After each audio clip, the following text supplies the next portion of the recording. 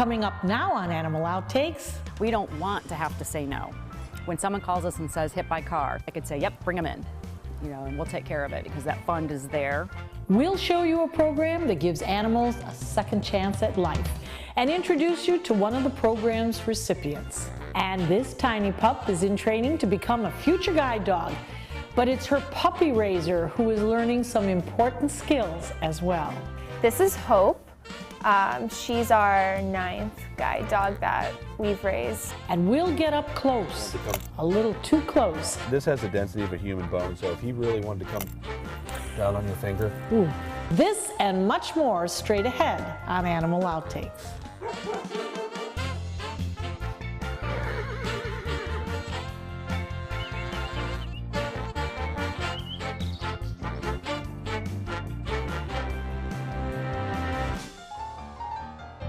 Hello and welcome to Animal Outtakes. I'm Marcia Panucci and this is my trusted canine co-host, Zeus.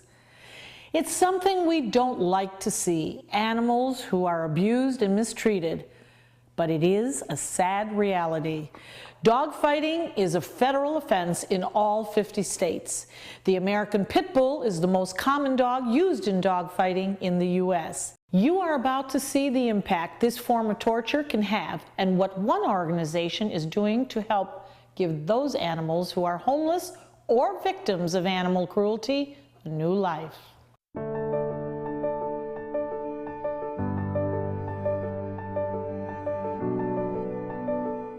You wouldn't be able to tell now, but it was just a year ago when Sunset here was near death. We have to figure that she was a bait dog from the way she looked when she came in. Absolutely true. She has the typical signs of a bait dog. She was used for breeding, maybe 2 times, never know. And she has the totally wounds of a bait dog. Bite marks all over. The ear was totally ripped apart. A few teeth are missing. And you still could see the marks around her mouth where they duct taped her. A bait dog is used to train other dogs to fight. And this is what Sunset looked like when she was found dumped on Sunset Boulevard.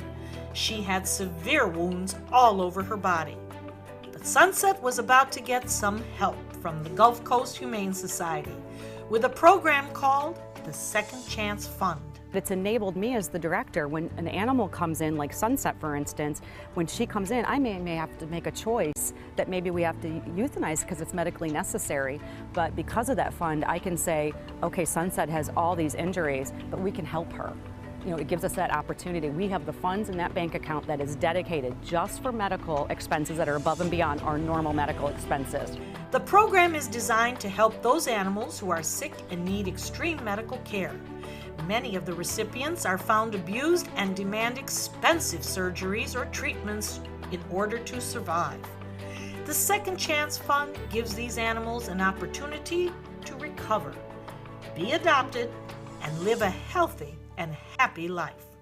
And do you think on some level she realizes she's got a second chance? Every day. Now Sunset is thriving. Ralph Sturm came every day for nearly 2 months until he could adopt her. The fact that Sunset had a rough start to her life didn't keep Ralph away. With dogs they are like you raise them. If they are in the wrong hands and raised wrong, you get a dog which is not socialized, and that's the only problem. Do you find that the forgiveness on their part is monumental to us who have created the problem? It's more than monumental, I'm pretty sure. It's incredible. Now, Sunny weighs, well, she's, pardon my 85 pounds now. I was going to say she is full-figured now. Yeah. She has a beautiful coat. She's a sandy color. She's got the pink nose. She might be a little bit red nose pit, a little bit. Yeah. And you figure that she's about 3 years old. So what is her health now, and what is her behavior now? She is perfectly healthy. She still feels a little uncomfortable in areas she don't know. She's totally easy with all other dogs, with all other animals. We have 2 other dogs at home. We have a cat at home.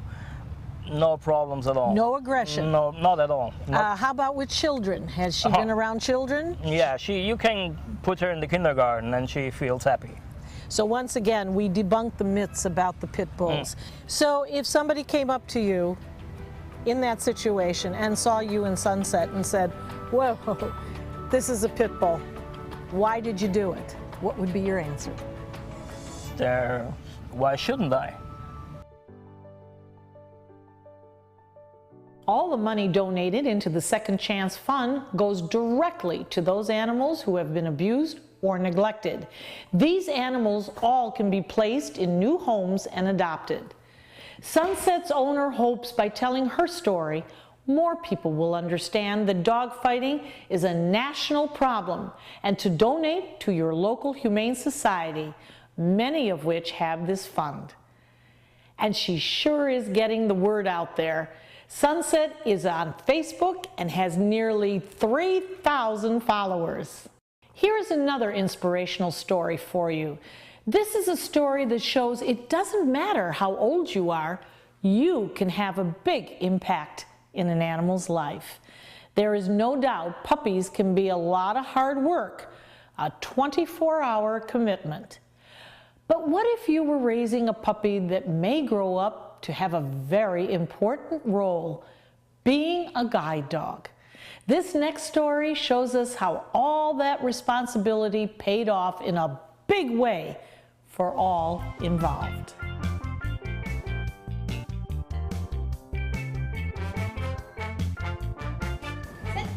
Good girl. And down. Jim was our first, and then Elvis, Eckerd, Reese, Petey, Sunshine, Summit, Christy, and Hope. Jordan Kreisman and her family love dogs. In fact, in the past 7 years, they have raised 9 of them. The Kreismans are puppy raisers, and they are bringing up future guide dogs. It's just been kind of like a great family thing. You get like sucked into doing it because, I mean, they're adorable and it's so much fun to work with them. And then especially when they make it to be guide dogs, it's just, it's so great. So yeah, it's like a vortex, we like to call it. Like you just get sucked into doing it over and over again once you start. It all started when Jordan was just about 12 years old.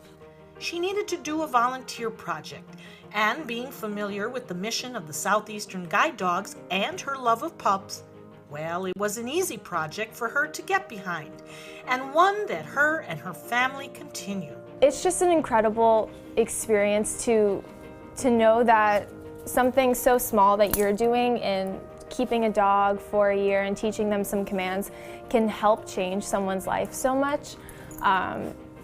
It's just meeting any of the graduates from Southeastern who have their guide dog, and when they tell you their story and they tell you how much the dog helps them, it just warms your heart so much, and you can't help but cry knowing that you're a part of it. These puppies are raised to help those with visual impairments, veterans with PTSD, and as therapy dogs. But before pups like Hope are old enough to go into more in-depth training, they need the basics. And that's where the puppy raisers come in. You are responsible for their training, and so you want to make sure that you're doing all that you can to help these dogs succeed. You, as the puppy raiser, pretty much are teaching them sort of the more basic commands. So like sit, stay, down, stand, come, that sort of thing. Just so they get just nice like behavior. And then once you send them back to Southeastern, that's when they learn the more advanced training, like how to work, like how to walk on different environments and like in busy streets or like escalators, that sort of thing. But we just do more of the basic commands and like the socialization. So like taking them out and about, getting them used to being out in public places and that sort of thing. Keeping the dogs for about a year, the Kreismans say the puppies are not the only ones learning some life skills. It's taught the kids responsibility and selflessness and doing something for someone else, and you know what it's like to give of yourself and then have to give a part of that away. It kind of gives you empathy and teaches you that, you know, that the world is about everyone and not just about you, or, you know, and just what your impact can have on somebody's life as well. Now that Jordan is away in college, she says being a puppy raiser is a family tradition that she plans on continuing. And they've been a part of my life for so long now that it's almost weird to like think about not having one anymore. The folks at Southeastern Guide Dogs say they need about 250 puppy raiser volunteers every year. That's all thanks to Mother Nature. If you would like more information about becoming a puppy raiser and all that's involved, visit guidedogs.org. Coming up next on Animal Outtakes, oh, don't be fooled, this isn't just any turtle. We'll introduce you to some snapping turtles, and you'll get to see up close why their name suits them well. Stay with us. Ciao, amici! It's time for Carnevale de Cani, Top Dog 2017. Benefiting Dante's Den is the Carnival of Dogs. Join us at the Francis for an evening of great food and fun as dogs compete for the title of Best Dressed, Best Hair, Best Kiss, and Best Singer. Top Dog is a party for dog lovers and their four-legged best friends. Come celebrate our favorite pets at Top Dog 2017, Saturday, February 4th at 6:30 p.m. People have asked me what it'll cost to restore all the corals back the way they remember. But I have to ask them, what will it cost if we don't do anything?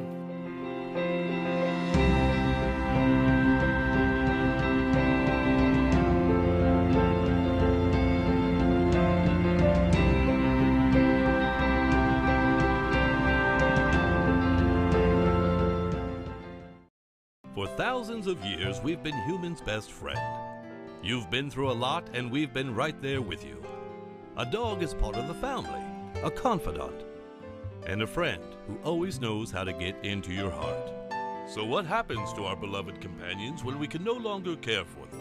This is why we've created Dante's Den, an innovative, state-of-the-art facility that will provide care for up to 100 dogs. Dante's Den is a community for joyful dogs. Millions of Americans face uncertainty when planning for the future of beloved pets who may well outlive them. Dante's Den is a charitable organization, so in whatever capacity you can, please lend your support so that we may continue this most wonderful work. Dante and I would like to thank you for watching and for also opening up your hearts to our wonderful community of joyful dogs. Learn about the many ways you could become involved by visiting dantesden.org. Welcome back. Get ready to see a critter who is common to Florida, but one you may seldom see, and for good reason.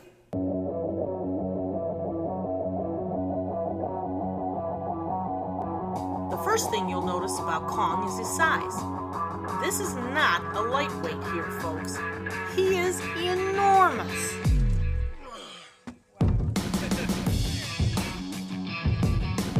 This is the famous alligator snapping turtle. This is the true alligator snapping turtle. He's very, very old, and he likes to bluff a lot. He's like a grumpy old man. Yeah. So I acquired him from the Florida Fish and Wildlife Department. This prehistoric-looking reptile is the largest freshwater turtle in North America, and Troy needs a permit to own him since they are declining in the wild. That's one reason we seldom see them. But I learned there's another. He's out of the water, and they never leave the water. Males never leave, ever. They don't come out in the sun, they don't come out. So they live weightless in the water their whole life. They even breed in the water. The only ones that come out are the females, and they only come out to lay eggs, and that's it.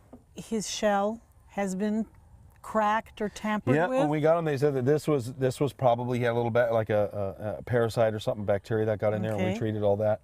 Okay. And we acquired him from the gentleman that brought him to his facility. He brought him in 1968 to his facility. Oh. All right, here we are, 2016, on the verge of 2017, and here he is still kicking. So, and he was already big then. My. So you can imagine his age.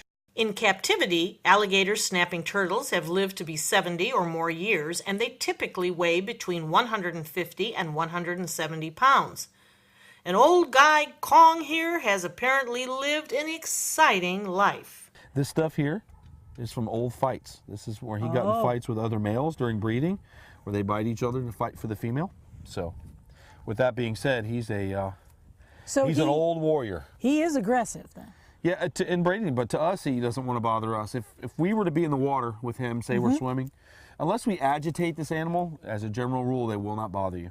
But we can't say the same for the smaller Florida snapping turtles. Normally, like, this is a little stick, it's gentle. I would touch my own face with it, just for the crowd. So if you just gently touch the animal a little bit, you'll see the mouth open up gently. And so what it does is if any part gets touched and he feels it in there, he'll go. Did you see it? Yes, so he held on to that stick and he realizes, oh, that I didn't hurt him, so. The Florida snapping turtle is much more aggressive than the alligator snapping turtle. When you see how vulnerable it is, it's easy to understand why. So because they're so aggressive, we're going to be handling this guy very carefully. But if you look on the bottom of the shell, it's very small plastron, very, very small. They don't have a lot of protection here. See that? Yes, so they live he's very vulnerable, isn't he? He is very vulnerable. This is the Florida snapping turtle.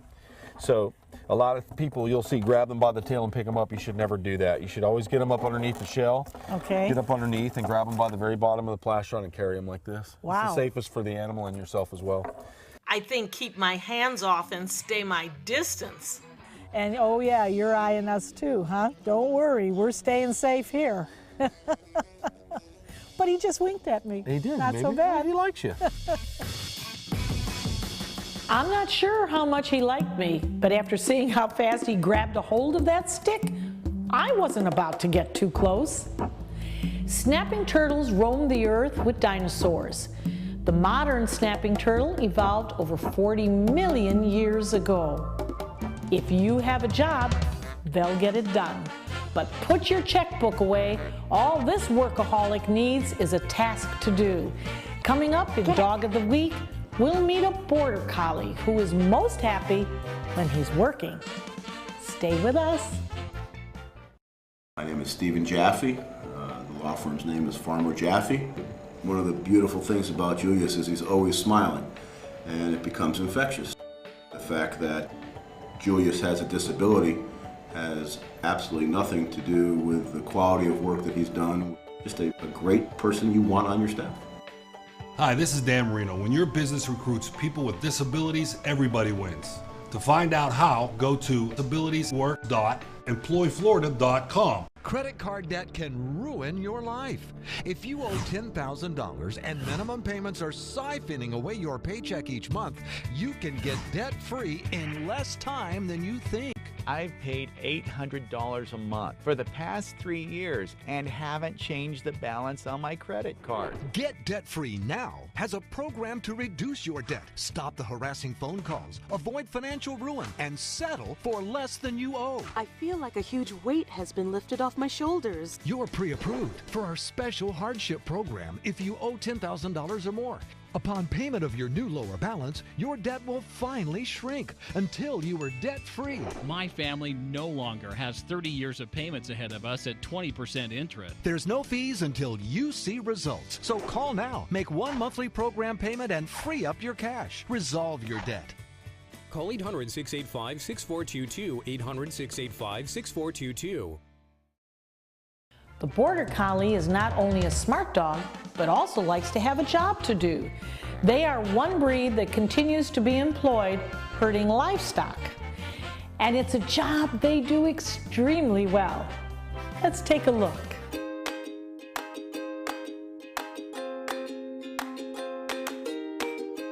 This is Temmie. He is a Border Collie. He is a little different looking maybe than what you see in the breed ring. So Temmie is a working line Border Collie. The working line dogs have no standard appearance. In England, Scotland, Wales, and Europe, there's nothing standardized about their appearance. They can be big, little, multicolored, it doesn't matter. All that they care about is the dog's working ability. Border Collies are workaholics. The working line Border Collies are bred primarily to perform a task. And one of their favorite assignments, herding livestock. I do sheep herding with him. He works a lot. He's got all his obedience titles. He works in agility, and we're working on the highest level tracking title for him. Working border collies like Temmie here can take direction by voice or with a whistle. Lay down. Good boy, come on. Lay down. Good boy, come on. And to get a herding job done, you need a dog with lots of energy and excitement, something this breed is known for. So you would not recommend that you bring this in as the family dog if you're not going to exercise, have agility, and do all of the other things that you just require, don't you? Yes. Absolutely. Again, there's a lot of border collies that come into rescue for a reason that a lot of these really heavy-duty working dogs go into rescue. People want them because they think they're really smart, but then they don't do anything with them. So if you don't engage their brain, if you don't give them jobs to do, and that doesn't mean just going out and throwing a ball for them for 5 minutes. They can be really destructive. They can end up with a lot of OCD behaviors. That could be why you see these dogs in a lot of dog agility competitions. They are fast and can dominate. Fact or fallacy? The border collies are the most intelligent. Really? Depends on what you call intelligence. They learn very quickly. There's a saying with agility people, if you show the dog how to do it wrong once on equipment, you'll be doomed forever, because that's how they learn it. So they learn very quickly. They also have a lot of weird issues. They can be sound sensitive. They can be prey driven. They can, like the Malinois, they can go after prey. They can be kind of loosey-goosey in the brain, you know.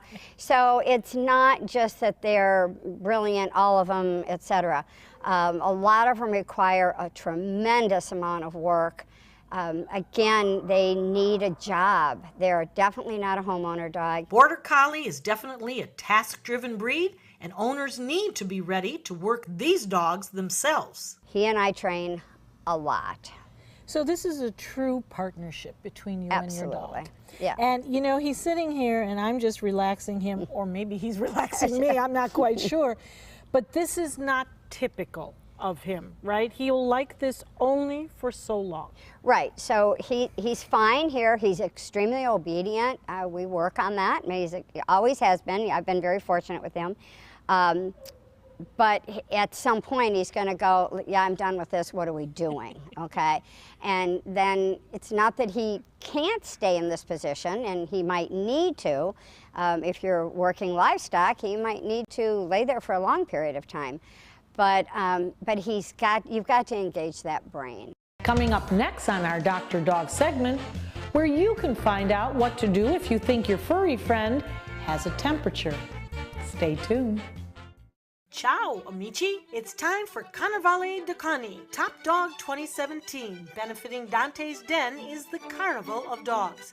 Join us at the Francis for an evening of great food and fun as dogs compete for the title of Best Dressed, Best Hair, Best Kiss, and Best Singer. Top Dog is a party for dog lovers and their four-legged best friends. Come celebrate our favorite pets at Top Dog 2017, Saturday, February 4th at 6:30 p.m.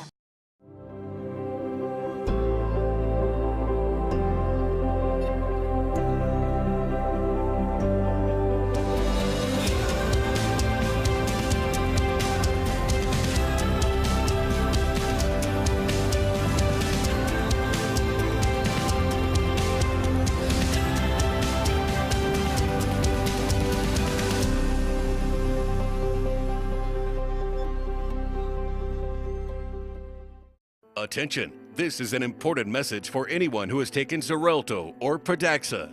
If you or a loved one took the blood thinner medication Xarelto or Pradaxa and was then hospitalized for internal bleeding, you may be entitled to significant compensation.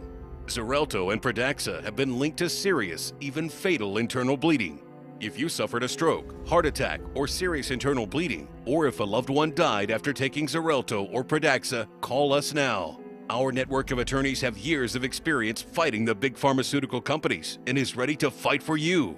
potential claims are being reviewed for users of Xarelto or Pradaxa who have suffered severe bleeding or hemorrhaging, stroke, or even death. Our network of experienced attorneys is ready to fight for you. You won't pay a thing unless your case is settled. Call today for a free confidential consultation.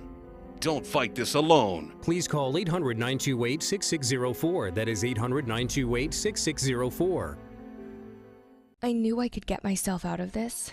I just needed some hope and some help. I took the first step to recovery when I made the call. If you're depressed, drinking, and using drugs, you may need help. And the Affordable Care Act guarantees coverage of substance abuse. Call the Addiction, Hope, and Helpline now for a free assessment. I had problems just getting to sleep, drinking and using pills every night. I feel like I'm losing control. I'm afraid I'll lose my job or even my family. Are you losing hope? You can recover and get back on track. Call now for hope and help with proven, gentle recovery programs. I never thought that I could be somebody who didn't drink and use drugs. I have something to hold on to for strength. I'm in recovery, getting the help I need. Call the Addiction, Hope, and Helpline now for a free assessment with someone who cares.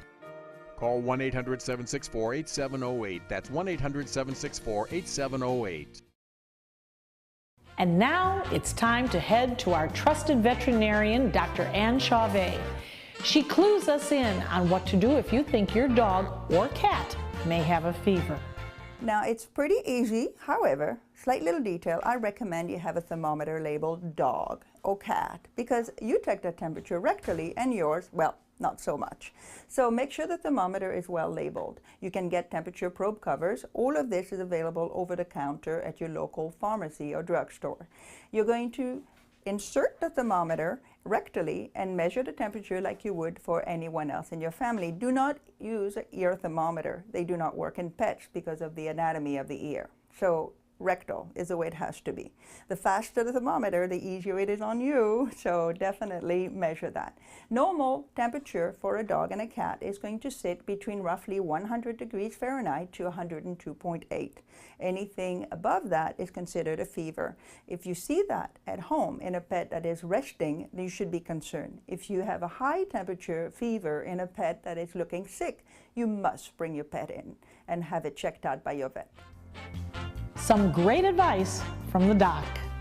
We hope you had fun and learned a thing or two along the way. Zeus and I will be back here again next week with even more animals and some wild adventures. Until then, thanks for watching. Stick your hand in there just to make sure, Michelle. That's your job, Marcia. Yeah, there you go. The fact that I'm cross-eyed doesn't mean anything. He looks old and tired. He does look old, but definitely not tired. He's not tired. He gives me a heck of a time here.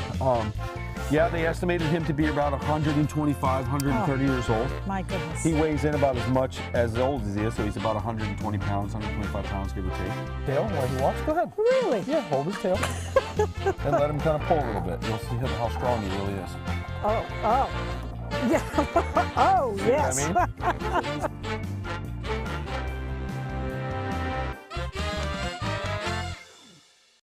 Hi, I'm Joan London with A Place for Mom. Over the years, we've helped thousands of families find senior care, and today's senior living communities have never been better, with amazing amenities like movie theaters, exercise rooms and swimming pools, public cafes, bars and bistros, even pet care services. And nobody understands your options like the advisors at A Place for Mom. These are local expert advisors that will partner with you to find the perfect place and determine the right level of care, whether that's just a helping hand or full-time memory care. Best of all, it's a free service. Call today, A Place for Mom. You know your family, we know senior living. Together, we'll make the right choice. Call A Place for Mom right now to get our free ebook on financing senior care, as well as a free referral for senior living communities in your area. Call 1-800-290-0352. That's 1-800-290-0352. Check out My Suncoast Dining on mysuncoast.com, your guide to the foodie lifestyle. ABC 7's own Chef Judy serves up her favorite recipes, cooking tips and trends, dining blogs, step-by-step videos, and Suncoast Restaurant Guide. You'll find it all at mysuncoast.com/dining. ABC 7 News at 7, weeknights. ABC 7, your official Florida lottery station for the Suncoast.